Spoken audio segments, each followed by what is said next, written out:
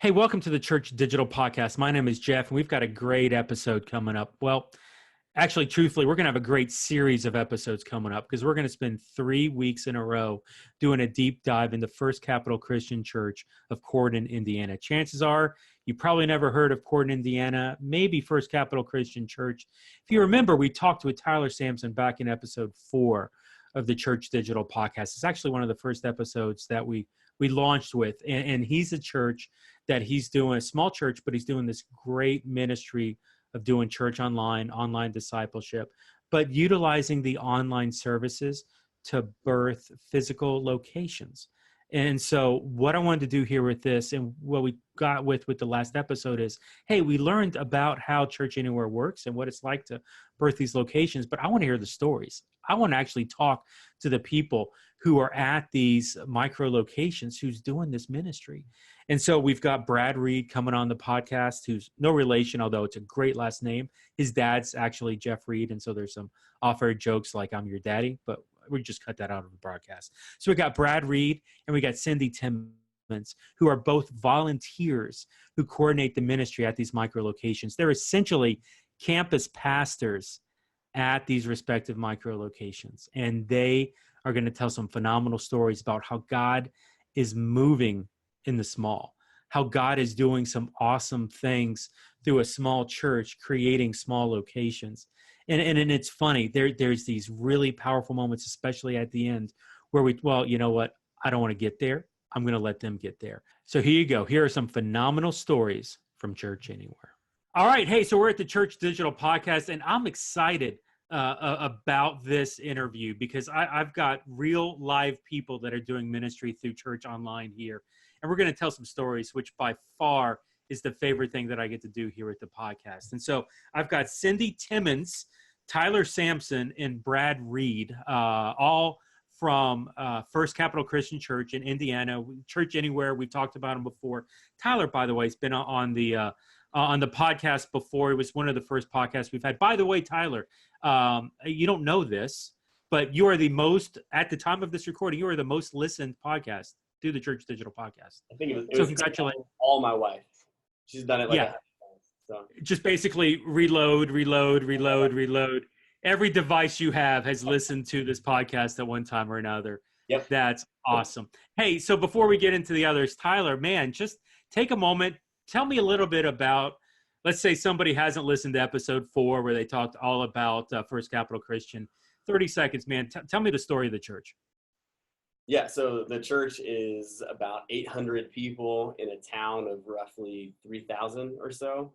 We are on the outskirts of Louisville, Kentucky, about 30 minutes from Louisville.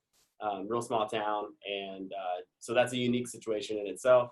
About 3 years ago, we started doing an online campus, and from there, we decided to do an online to an offline model. So we take the same kind of technology we use for an online campus, and we go and use that as a worship experience within a physical location. So that could be a home, it could be a nursing home, a jail, schools. Really, it's endless possibilities where that could be. That's awesome, and I'm going to dive a lot into that online to offline and kind of the micro location. But I just want to make something clear because you glossed it over. So you've got about 800 people physically involved in the ministry of the church. That's including what I would call the broadcast center, the main campus, as well as the micro locations, the multi-site campuses that are. No, that's 800 on the broadcast location, and we're. Oh, that's 800 just at broadcast. Yeah, wow. And it's somewhere around like 450-ish a week everywhere else. Okay, so straight up, you're not including online. That's just physical bodies. So just clarity. You're in a town of 3,000 and you've got over 1,000 actively involved physically, either at the main campus or in the physical locations, the micro locations that are around. Yeah. That's a phenomenal ratio. Like what do you attribute to? I mean, okay, Holy Spirit, God, I understand that. And I don't want to downplay the Spirit of God moving among his people at the church, but like, what are some things that you've done to maybe bring some attention to that, or how has that happened kind of up there at First Capital Christian? Oh man, you guys can chime in. Loaded question. Yeah, they've all been here as long as I have. So I think Cindy, Brad, what do y'all think? I think a large part of it is because Harrison and Crawford counties are both very underprivileged counties. They're low income areas that have a lot of poverty and outreach needs. And it was a niche that when we started filling it, word spread quickly and everybody wanted to get involved and helped, and the community just embraced they did. They just opened their arms to us and let us in. It wasn't a battle. yeah, I'll just say a quick story about that. About 4-5 years ago, there's a really, really impoverished school system called Heath, Washington, where it's like 87% of the families are on free lunch, free breakfast, that kind of thing. And we found out that they had no shoes, no Christmas gifts, nothing. But we found this out on like a Sunday morning. And so our senior pastor basically just got up without asking all of us and said, hey, why don't we take up an extra offering and see if we can get enough to like get these kids some Christmas presents. And our people, like that's where we live. Like a lot of our people are under the poverty line, but we gave our normal offering plus enough that Sunday to get them every kid a new pair of shoes, a new sweatshirt, pair of pants, and a Christmas present. Every kid in the entire school. So that's just that's the type of, I don't know, it's different than any church I've ever been to. Like every church says they're really loving. We truly are. We're a super loving church. You can't walk in here and not feel loved. So. And we care about our community. Yeah. Okay. So that loving culture, that environment, that DNA you create, like that not only exists within the physical campus there, your broadcast campus there with First Capital, but I mean, it's the way that it sounds like with Church Anywhere. It's literally overflowing out of the online campus, creating some of these new environments, right? These new campus locations. And so with Cindy and with Brad, the reason I wanted to bring them on the podcast to be part of this story is because they're leading some of these physical locations, these micro locations, these micro campuses, whatever the label your church wants to call them, or what the church calls them today. They're leading these small locations that are meeting within the city up there in Indiana. Is that correct? Is that the main gist? Yeah, not every one of them is within the city. So Cindy's is in our city. It's not super far from the church. Brad's is like an hour away in a different time zone. Oh, that's awesome. So is that still within Indiana, or is that even in another state? Yeah, it's in Indiana. Cool. So Brad, what city are you in? It's closest to Tell City. It's about like you said, about 45-minute to an hour drive. And it's time travel. We get to different time zone on our way there. We every Tuesday, and it's I don't know, it's still small town feel, but it's a good little drive. We take the bus and we gather everybody together and we all ride down together, and it's yeah. So our volunteers for that location literally have to. It'd be basically an hour drive there, an hour service, and an hour drive back. Except you lose an hour on the way back. So it's like a 4-hour time commitment every Tuesday.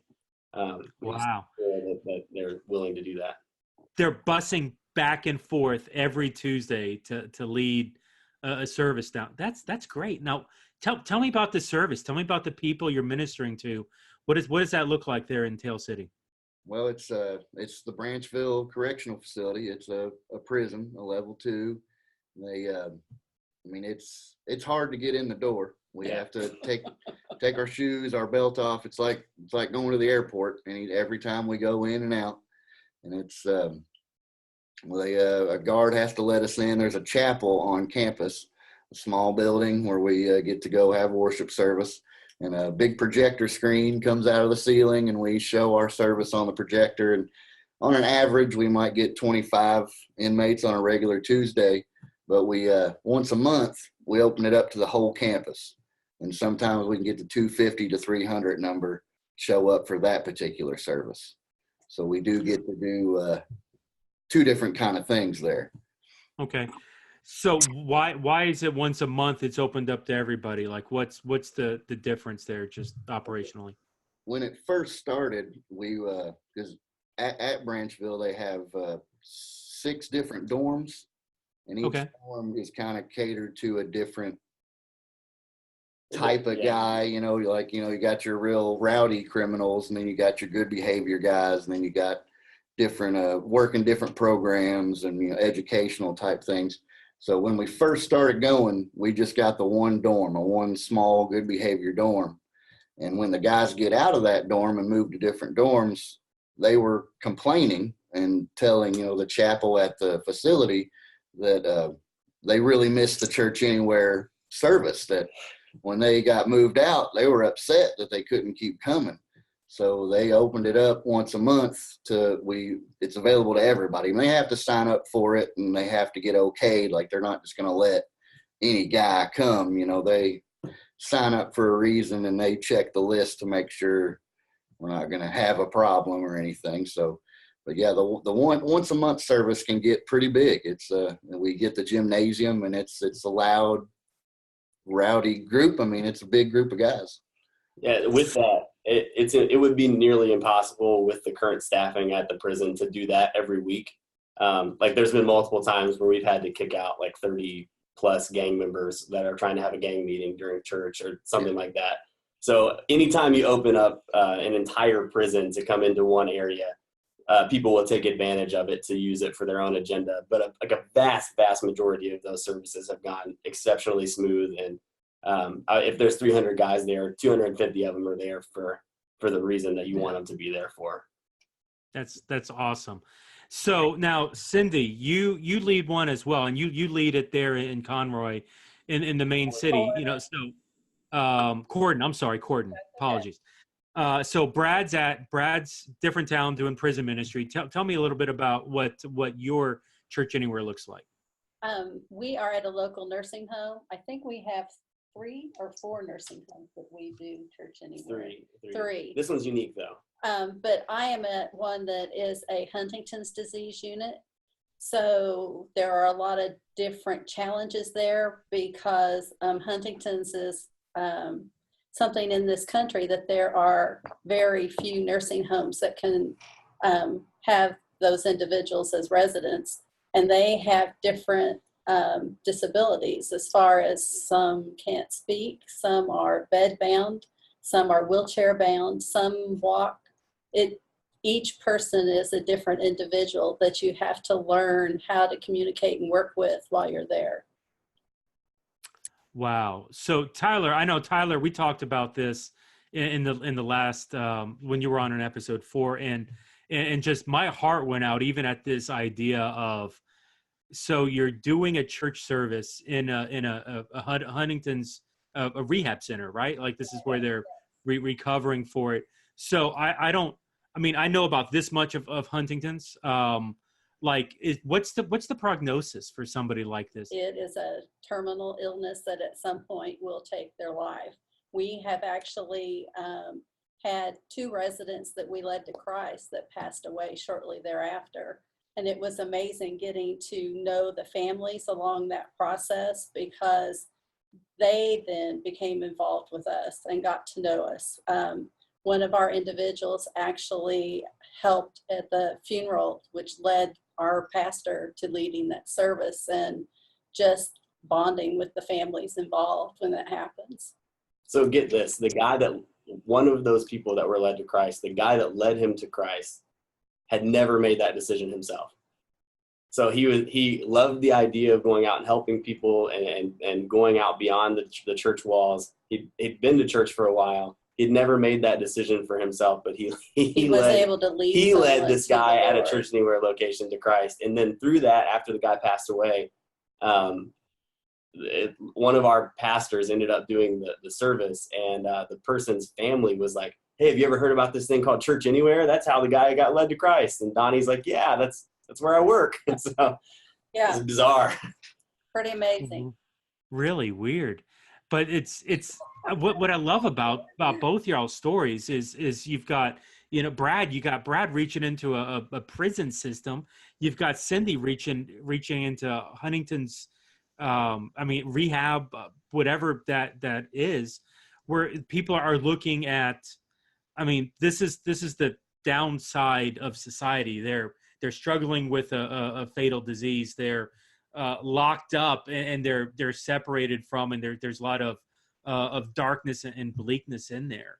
And what I love about First Capital is their desire here to take the gospel, to take church to these people, not making them come in, but being very missional in going out. And so, yeah, Cindy, you talked about leading some to Christ, and a couple like right before they died, being part of that. Man, I'd love to hear another story. Like what? Tell me somebody that's gone through something like that, a life change type of scenario. Well, we see that almost weekly, but I think the thing that moves us the most, we invited Tyler to one of our services, and I think he was even stunned, because you have to remember that some of these individuals can't talk, a lot of them can't walk, but in the middle of a service when we're doing praise and worship, we have individuals standing up, hands in the air, praising the Lord and thanking him and singing to him. So the impact, they're not the ones being blessed by this. We are. Tell them how they stand up, though. That's the powerful part of this. They really don't. They stand up, and one of us are always behind them or next to them, holding them up and holding on to them and praising the Lord with them, because they don't have the ability to stand up on their own, because they're wobbling with their hands in the air, singing his name. Yeah, it made me super emotional when I saw it for the first time, because this idea of I'm watching these people who have taken this medium of technology, which, like, who would have thought 15 years ago that we would be able to lead someone to Christ through a video? And I'm watching this person who's going to eventually have a new body through Christ. But it's like, this is only temporary. I'm going to have to hold you up for a little bit, but one day we get to stand beside each other and we get to worship him face to face. So powerful. Just unbelievably powerful. Wow. And so, but it's a completely different serving experience, right? So, over here at Hodgkin's Rehab, I mean, they're uplifting and physically connecting with the people. Over in Brad's side, over in the prison, you're probably not getting touchy feely over on that side, right? So, like what does serving look like over at the prisons? Well, for the guys coming for the very first time, they are a little standoffish. They do want to sit in the back row with their arms crossed and just sort of feel us out, and see, what they're not opening up right away. But that being said, you come 2 or 3 times and you'll see these guys crying. I mean, they're ready to share. After the service, we break into small groups, just maybe 3, 4, 5 guys and a volunteer sit in a circle and just discuss the service or discuss, their life or what they're going through. And some of these guys really do get to open up. And I've heard them say, a handful of guys say they really enjoy our church service the most because we do that, because we're there to sit beside them and talk with them. And we're not just coming in, shaking the Bible at them, tell them they need to straighten up or go to hell. We're there to, every service I tell them, you're now a member of First Capital Church. We want you to come to our church. And we don't ask them what they're in there for. That's not why we're there. We're there to talk about Jesus. We're there to show them a new way, give them that new hope. And these guys, I have several relationships through Facebook with guys who have gotten out of jail, gotten out of prison, and still contact us. So they're going through their own transition into a new life, and we continue contact. We have a couple of them now that come every week to our main location, that have gotten out of Branchville, that were at Church Anywhere. They got out of prison. Oh, yeah. Now they come physically to First Capital. Absolutely. Wow. One Tuesday night we were there, and a guy came and asked me about Corden, and he actually moved to a halfway house in town. And the very next week I seen him at church. Here he was. And I didn't recognize him because he was wearing, regular clothes, and he had his hair all done up. And I was like, don't I know you? And it was like, Church Anywhere, and it's really an amazing thing he served communion a couple of weeks ago here at our church. I mean, it's to see a guy walk out of prison and be a member of what we got going on here. It's pretty cool. You know what I love about this is these are just two different expressions of physical. I mean, really three different expressions, where you've got a physical church building, traditional in its ministry model, people gathering together, coming to a service on Sunday, but they've done something non-traditional, something abstract of broadcasting their services online, and everybody's doing that, or more and more people are doing that. Probably said a little more accurate. But what First Capital's done is they've taken the next step to start to create physical communities out of that. And you know what we learned last week, Cindy, or the last time we talked, episode 4, about this, where there was actually a nurse who was the one who started the that, and kind of like capitalized that. And Tyler, Cindy, like tell me a little bit. I love that story so much. I want to hear it again. Like how did it actually start there in the Hodgkins Rehab? I was monitoring the I think Facebook live feed, or it might have been Chop, one of the two. And our online care team member was like, "Hey, check out this message we just got sent to us." And it was a picture of the rehab center, and there was like 17 people like gathered around the iPad watching the service. And I was like, "What is going on here?" And so I messaged the person back, and it turns out that she had. I mean, I personally know her like from church, but she hadn't been in church in a long time. And turns out she had been scheduled to work like every Sunday. So she started on her lunch break, like requesting that time for her lunch break so she could tune in. And more people were like, "Yeah, I'd like to watch that with you." And so I approached Cindy because she recently became retired. So, and sort of. yeah. So, and she, at the time she was going through a program to become a chaplain. And so I was like, this would be the perfect person to get on board with leading one of these Church Anywhere spots. And so I approached her, and I thought it was a nursing home. We had no idea it was a place for Huntington's disease. And so she was on board to start a nursing home site. And then we found out it was Huntington's disease, and we just kind of went from there. They had me from the first day. Oh my gosh. You talk about love. Like our congregation shows love, but the people at that place love you like nobody else, man. It's awesome. Every week I get hugs and told I love you and when are you coming back? And it's funny because we still have employees that work there that will come in and sit down with us while we're doing the broadcast and doing the praise and worship because they want to be there. We do communion after the service. We pray with each individual that needs prayer.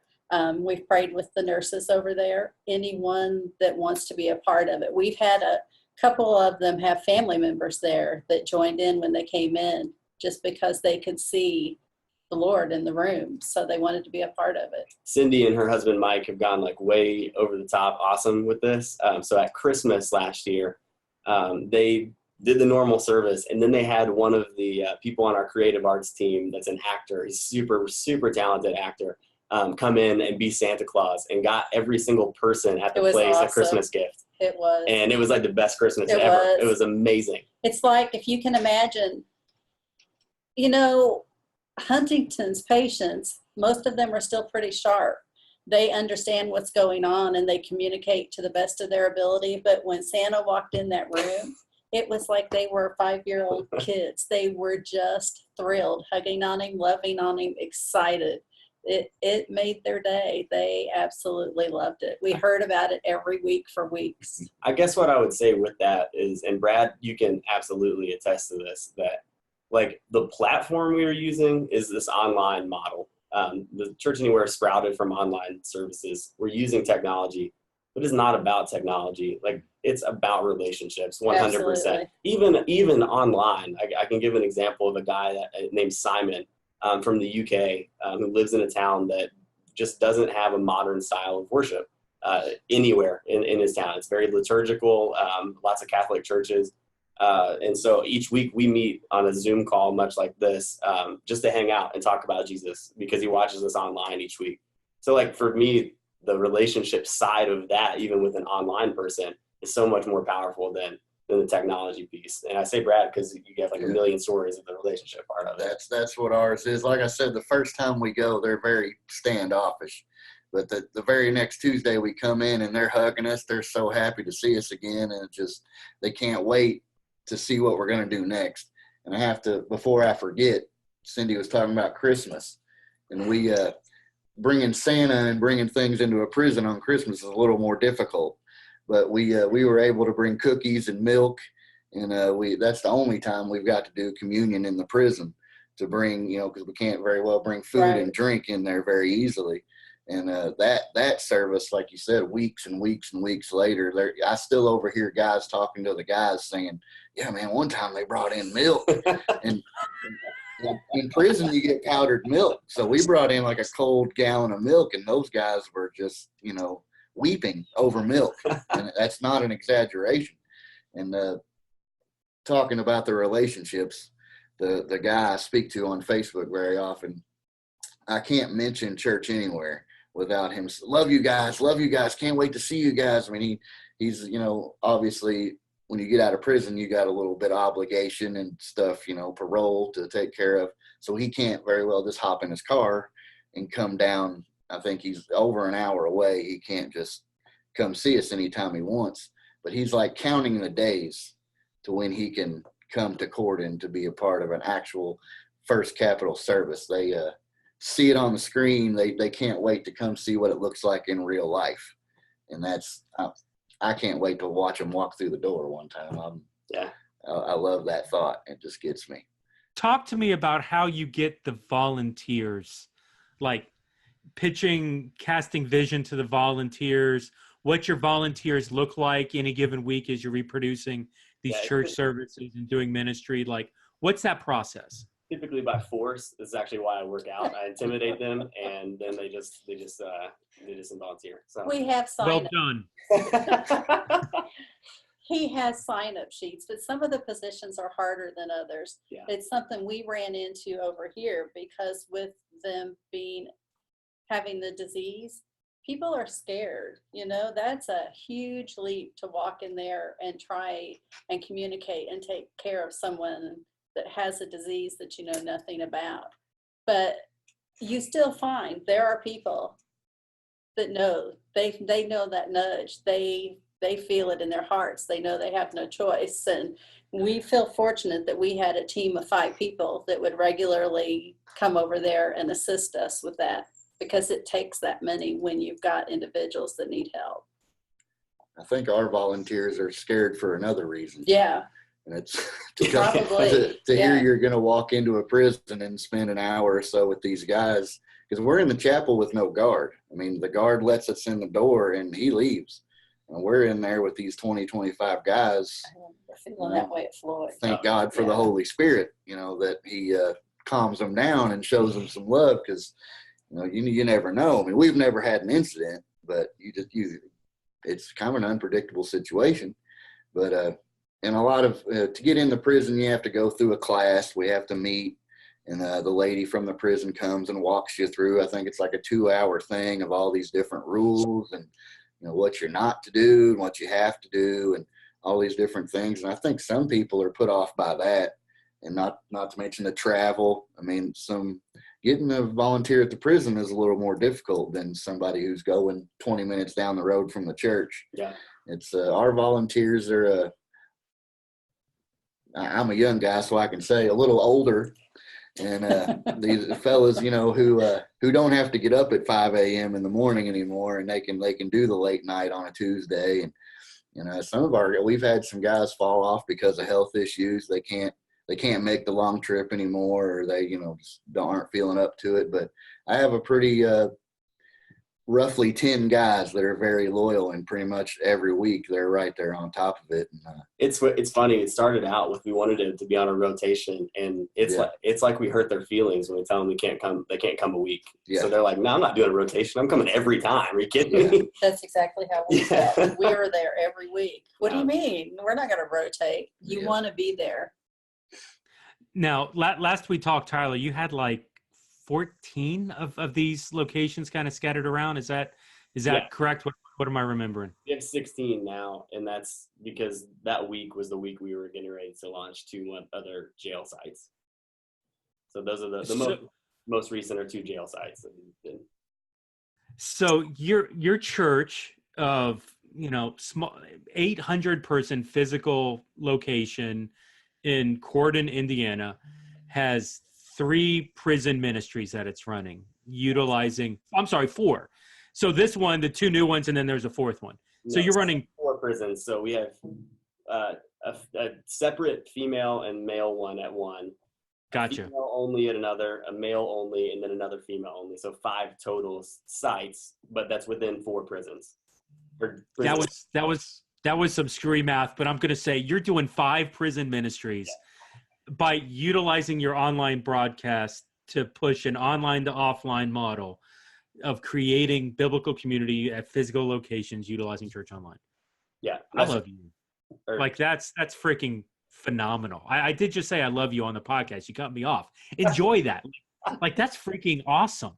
Where you're moving and you're creating this physical locations, giving people an opportunity to serve, like Brad and his team, driving in 10 people who don't want to rotate off to drive to another time zone to sit in a bunch of room with 25 prisoners without a guard. And that's, I mean, we've talked recently about decentralizing ministry and taking ministry away from the pastors and empowering the people to do it. And what you've done here with Church Anywhere essentially is decentralizing that ministry. And now you're empowering Brad and his people. Brad, how often does somebody from staff go with you? The once a month, the big service we have at the end of the month. Yes. Oh, yeah. So a big service, if it's 250, a staff person will go to that. But otherwise, like Tyler and his crew trusts you to do the ministry, right? Right. I mean, that's awesome. Yeah. So where else are you in other than the prison? So you're in 4, 5, 6, 19 prisons. The number changes. That's cool. What else? Yeah. What other areas are you in? When school is going on, we're in 2 elementary schools that are after school programs. And that's a little different because we design curriculum specifically for that age group. So our youth band does the worship, and we have curriculum that me and a couple other people on staff film for the service portion of it. And so all of it's still done via this online to offline model. It's just modified for them. We're in a youth shelter that has foster kids that don't have placements.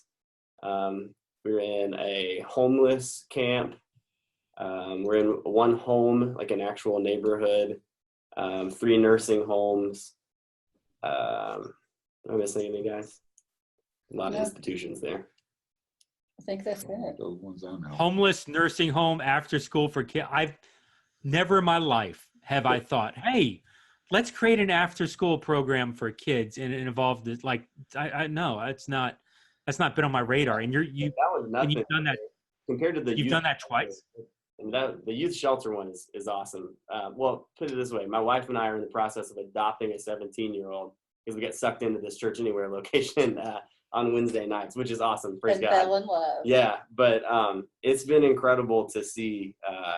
We've got, I think, around 3 teams of 10 that rotate on every 8 weeks at that location. And it's literally just 17 to 20, 14 to 18-year-old kids who don't have parents, don't have a home, that are living in an old elementary school. And we go every Wednesday night to have a meal with them, do small groups, and worship together. But these people, these kids have never even heard of Jesus before. It was amazing. We baptized 4 of them last year. So I'm going to ask this question, and I know what the answer is, but I want you to say it because I want the audience to hear this. How many people are on your staff that deal with this exact issue, that deal with Church Anywhere, that work with this? You got all this video content with these leaders. You got 6, 8 people, right? Right? We have 1. Tyler. That's just me. Tyler. So it's just you, right? Yeah, we have another guy that helps a lot with the jail part, but he doesn't do anything with technology. But he and I have basically launched the jail ministry part of it together. But other than that, it's pretty much just me. Our church.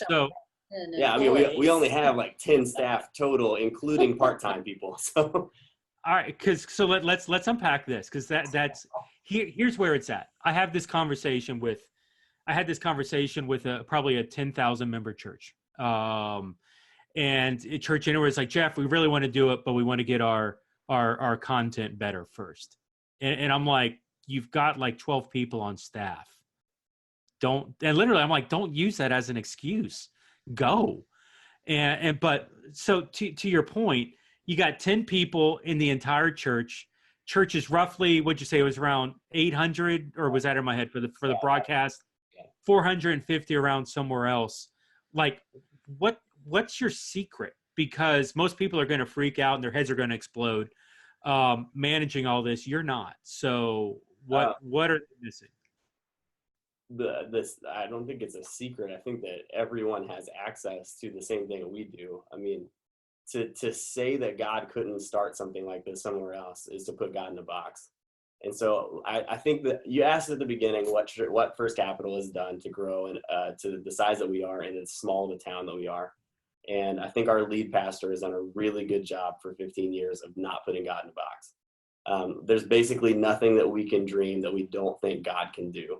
And so instead of saying like, that might be too big for us, it's like, God's big enough to do it, so let's just go ahead and do it.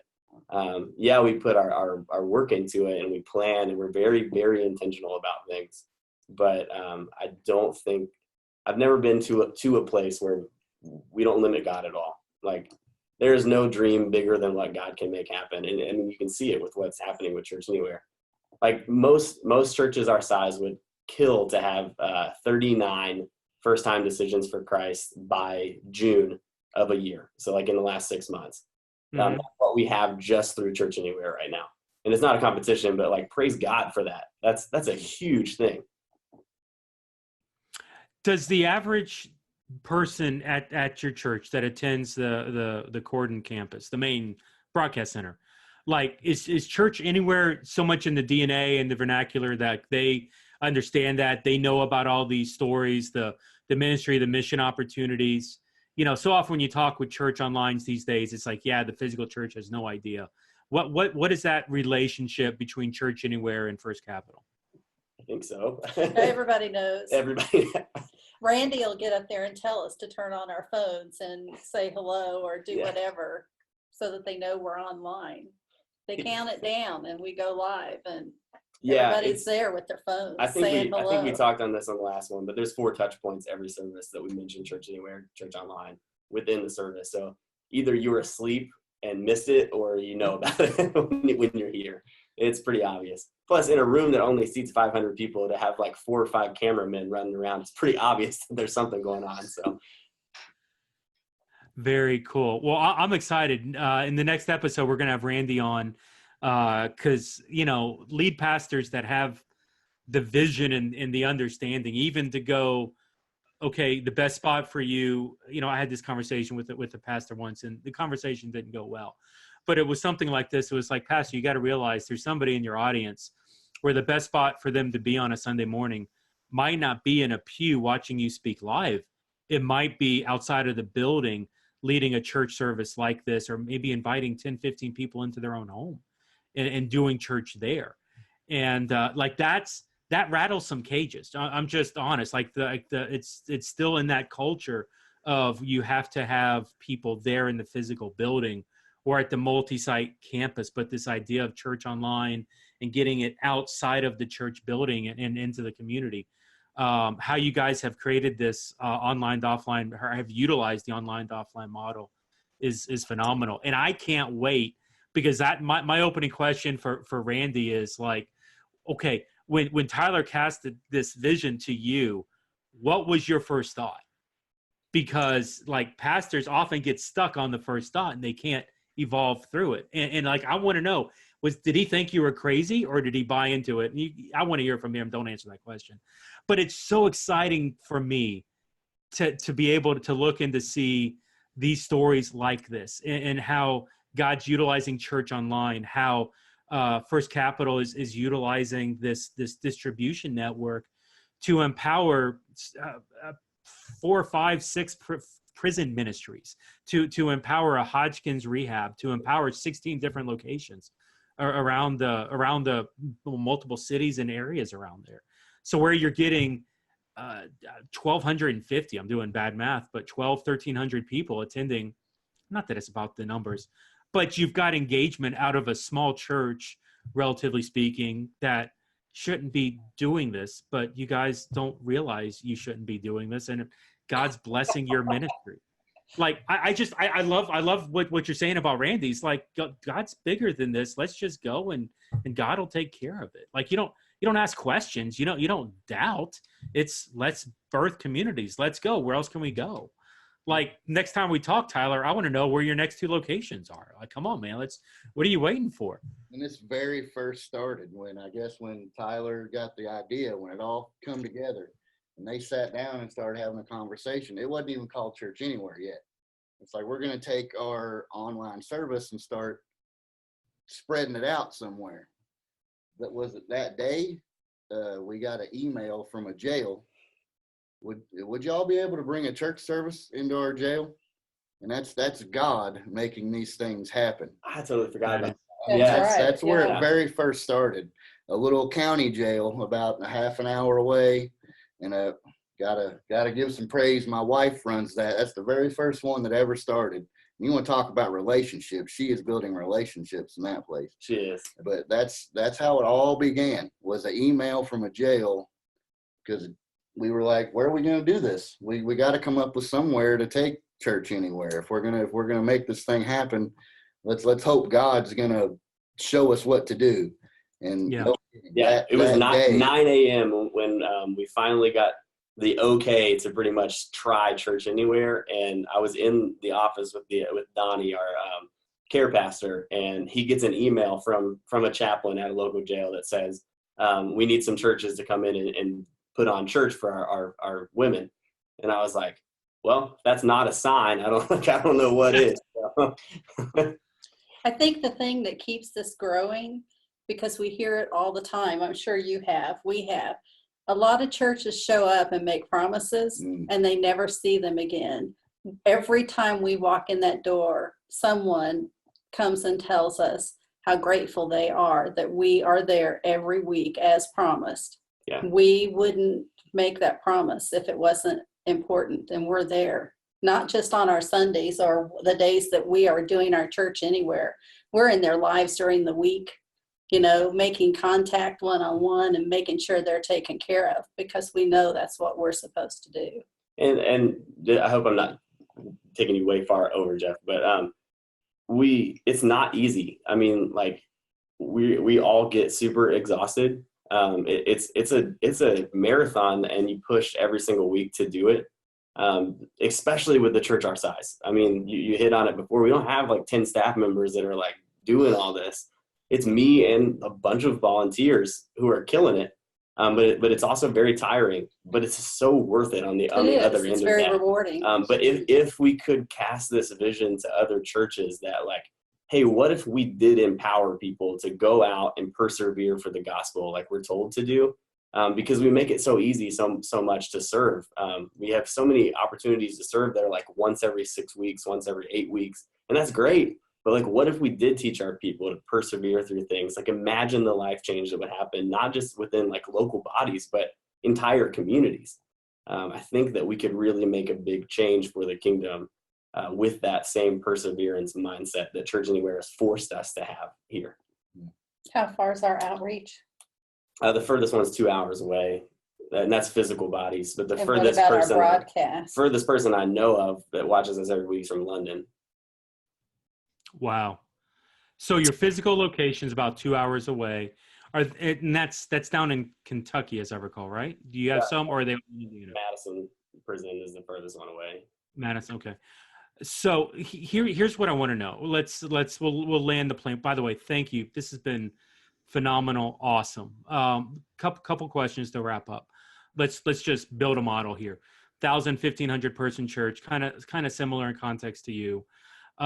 They're wanting to do this online to offline model. They want to start creating physical locations, house church, micro locations, what have you. What are their next steps? Give them some advice on how to move from, hey, leadership might not understand. I've got this broadcast. I've got this service. How do I take that next step? Yeah. Loyal volunteers. You need members of your church that want to get out there and love on people. Yeah. I think that's the fuel for Church Anywhere, is the people in the church that cannot wait to do church Monday through Saturday. We don't show up Sunday morning and then go back to our lives. The Great Commission is every other day of the week, and you need people in your church that want to do that. So to expand on that, I think before the lead pastor conversation happens, I feel like there has to be some kind of DNA in your church already where you have people who are ready to love on the community in a different way. So before you ever start thinking about Church Anywhere, you have to have a culture of wanting to be able to go love on people that maybe you wouldn't normally love on. And then that would definitely make it a whole lot easier. So action. Yeah, but for someone who maybe has that already, and they're talking to their lead pastor, I think the first thing has to be you have to have a quality product. Nothing that we put on the screens, if it's going to be based on technology, it can't suck. So, I don't know how else to say that. Like it can't have like distortion all over the place and like 1993 cameras that you're shooting your stuff with. Like it has to look good. And we've done that within a super reasonable budget. I don't think that we're like producing Steven Spielberg kind of product, but it's not something that I would be ashamed to put on a large screen in front of 300 prisoners. So start with the product and then cast the vision. You have to cast the vision. Like before we started this, we did an entire sermon series called Church Anywhere. And so you have to cast the vision to your people. So lead pastor or teaching team, whatever, what have you, taught a whole sermon series basically saying, church, get out of the building, go do church outside of the building. Oh, by the way, here's a vehicle, Church Anywhere, utilizing Church Online, which gives you the resources to go do church outside the building. Yeah. And it helps. I'm on the teaching team that like I have a bug in the ear of the guy who's making the stuff, which helps. But I think that Randy, I think, preached 2 of those. I preached one, and then our other teaching guy preached one as well. So it was a 4-week series from like 3 different perspectives of how this can not only change people's lives, but change the lives of the people who are serving as well. Well, God bless you. I feel like we're seeing it in hearing some of those stories. By the way, just talking about seeing that culture kind of tied within of the people, even before you get to have that conversation with the lead pastor. That actually echoes something that we have heard. Eric Geiger, who's lead pastor over at Mariners Church out in California. It's like a 10,000 person mega church. But we had a conversation with him talking about like how to talk to your leadership about church online. And honestly, he struggles with this, and he's wrestling with some of the things too. So it was a really good conversation. But where he landed on some of his stuff was that if he saw that his volunteers in his church was passionate about it, was passionate about serving in that area, he would give it more weight and more credibility towards it. And so you can listen to it on episode 10. But going back to y'all, just how you've been able to leverage that love within the community and within what you're doing there in Corden, and being able to use it to create these micro locations is awesome. Like I have forwarded your podcast to more people as I just cast this vision of, hey, Church Online needs to grow up. Church Online needs to start birthing physical, locations. I truly believe that the model that you guys are doing for church is the model of where we're going to be in 5 to 10 years. I think broadcast campuses will get bigger, but I also think that they're going to get smaller in the process. And so, I look at some of the mega churches, Saddleback out in California, Elevation out in the Carolinas. They're utilizing the same model where they're having hundreds of micro locations, watch parties, house churches, digital groups, like this, where they're utilizing Church Online to birth physical locations around. And so, well done. The thing that I love is that you're a small church and you figured out how to do it. And when everybody told you no, you just kept doing it and got leadership to buy in. And I love, and it's the reason why I want to talk to you, lead pastor. I love your church so much. I want to learn more. I want to learn everything I can about it. So that's coming up soon. But I want to land the plane on this. I want one more story. I want one story that's like, this is the greatest thing that's ever happened at your specific campus location. No pressure though, but I'm sure you got something that's like awesome. So awesome. Way to jump up, Brad. I'm going to give him a chance first. Well, the first thing that comes to mind, and it's probably, for both of us, there was a guy that just a face in the crowd came up to me after the service and said, I really need your church's address. And I'm thinking, what? Why would you? He's like, I need to start tithing. And to me, that immediately said, he's a member of our church. He's taken it so seriously that he needs to, and he still does that. Dude, $10 a month, and he makes like 10 cents an hour. And he. Wait, so there's a prisoner. Just to put this in context, there's literally a convict right now who tithes $10 a month to First Capital Christian. That's right. And he was super excited. Well done. Super enthusiastic about doing it. We did not pitch that idea. We've never talked about tithing. We do not go there and ask them for money whatsoever. This guy approached me at the end of the service and wanted to know how he could do that. And I was blown back by it. And I thought that's the craziest thing from, in the location we're in, to hear that was completely unexpected. It was amazing. It was amazing. What about you? I think the biggest thing for me was we've had some residents that were transferred to other facilities, and those residents have reached out to us to come to the facilities where they are moved to. And even the director over at the nursing home where I am talked to us yesterday about writing us a letter of recommendation to send to some other homes that she knows would need us in their facilities, and it's going to put something together and help us with outreach. That's awesome. What does that say? We're touching. That's all you can do. And the best part about that, Jeff, is that I had no idea that happened. So like, that's Cindy creating more reach for Church Anywhere, and she's a volunteer, and it has nothing at all to do with the staff member. John, wow. That's what I was going to say. You gonna tell that story? Yeah, so this is the best story out of Church Anywhere that I'm aware of. But there's a guy who was in prison that, first of all, every time I see him, it's like a family reunion. Like, I truly, like, he is my friend. Like, I found myself praying for people by name that I met in prison the other day, and he was one of them. And he came up to us probably like a month ago, maybe a little longer, a couple months, and said, hey, I've noticed that a lot of the gang members don't come to the Church Anywhere service, and here's why. I think that they don't like that type of music, and I don't think that they think that they should be in church. And so what if we did like a hardcore version of Church Anywhere? And I was like, okay, what do you have in mind? And he's like, all right, well, I already got it approved from the chaplain. Like, we're going to make it happen. I've already got people who are going to volunteer. I just need you to help me with the video. So he found former gang members' testimonies on YouTube, and through the chaplain, those were sent to me. And then he found specific songs that he wants to use, and those were sent to me. In the meantime, a guy that watches us online named Mark is in a hardcore Christian rock band. So August 3rd, he is driving all the way from Missouri with his band for free to record songs for hardcore Christian Church Anywhere at First Capital. We're going to produce this, put it all together, and we're going to have a gang-specific Church Anywhere led by inmates at this prison. Praise God. Isn't that awesome? Yeah, so Wow. it's that idea of empowering volunteers who then empower the people at the locations to become leaders, and then creating leaders and leaders and leaders.